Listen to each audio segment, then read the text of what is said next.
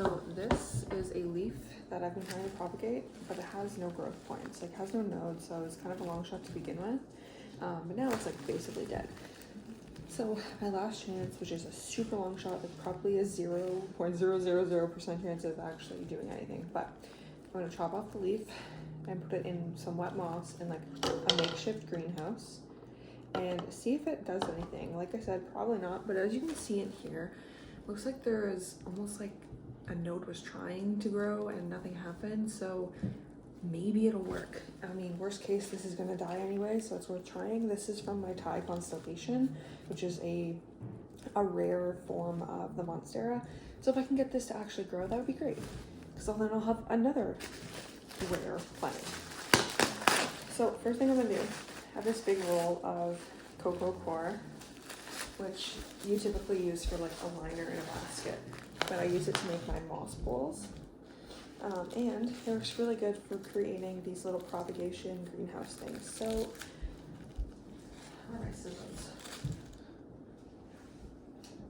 I'm just gonna cut a little piece off the top here because I don't need a lot, because it's just going to fill that little cup.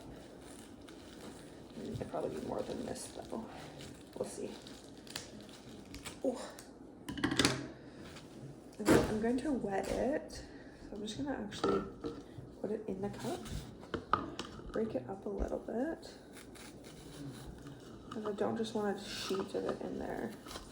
Ideally, you would do this with like sphagnum moss, but I have a hard time finding that around here. I don't know why. I don't know if I'm just looking in the wrong spot. I found things similar, but never the actual moss. So something like this. Then I'm gonna wet it.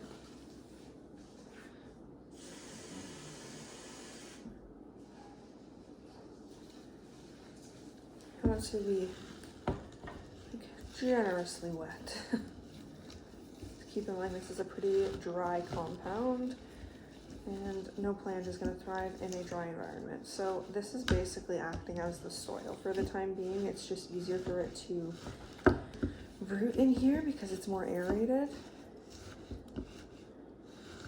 and it's going to hold that moisture in, which when a plant is trying to grow roots, like it really needs the moisture.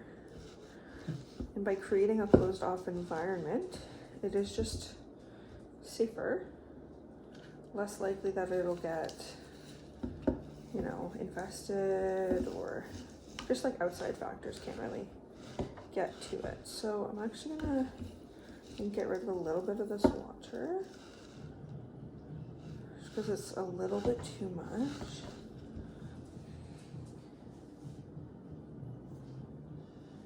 Yeah, okay, so that's pretty good there. So now what I'm gonna do is I'm simply gonna chop it right about there.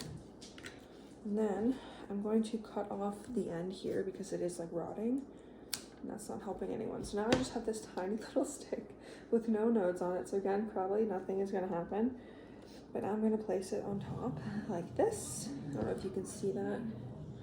Like this. I'm gonna drop all my water. And then I'm just gonna put this on top of it, and I want to, do I have tape? Oh, I should have prepared this.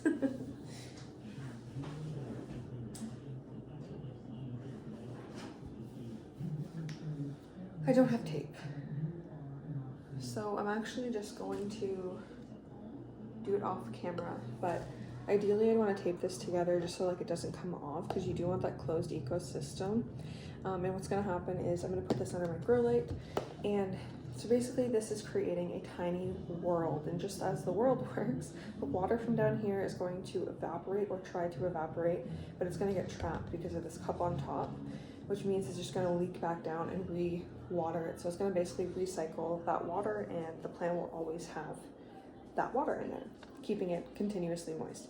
But because it is evaporating and then dripping back down, it's not going to be stagnant water, which is really important because stagnant water is not good for your plants. So because it's like technically going to be moving around, it's good, but you will have to monitor it because eventually, like, I mean, this isn't going to be perfectly sealed, so some water will escape, and if this does really well, the plant is going to soak up some of that water, so eventually it will dry out, so you do have to make sure it stays moist, but it'll probably be like at least 2 weeks before I have to do that.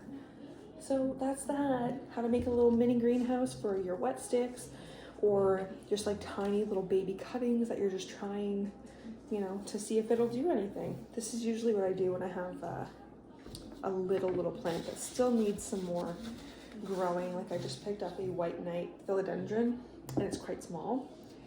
And I think that it could have used this kind of system, so I quickly transplanted it into this system just so it can grow a little bit bigger and stronger before I put it in like an open environment with soil and access to my whole home.